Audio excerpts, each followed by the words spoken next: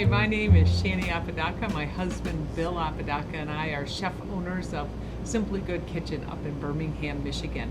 We'd like to talk about honing your knife or steeling your knife. This is what we call a steel. A lot of people mistake this as a knife sharpener. It's not. It hones your knife. This over here is what we would call a knife sharpening stone.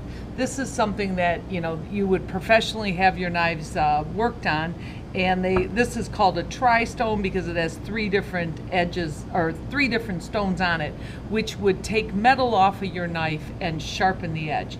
That's not what we're talking about here. We're talking about steeling your knife or honing your knife. So what happens, you have your knife, you're chopping, and we'll use this piece of paper as an example. We'll say that this thin edge of the paper is like your thin cutting edge on your knife. So you're chopping, you can see as I put pressure on this paper, it wants to flex over. And that's what happens to your fine little edge on your knife here.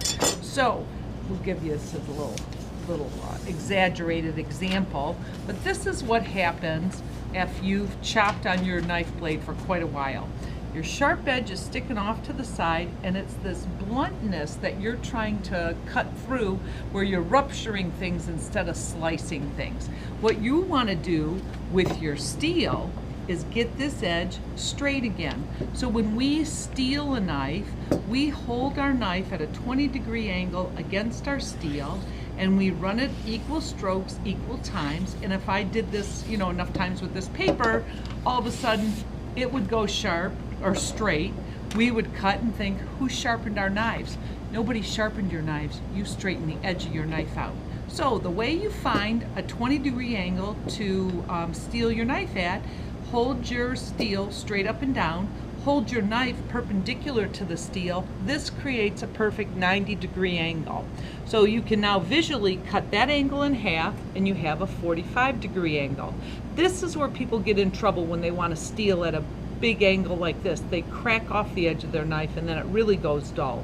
So what you want to do, we say as cooks, half of 45 is 20. So this is what a 20-degree angle looks like while you're going to steel your knife.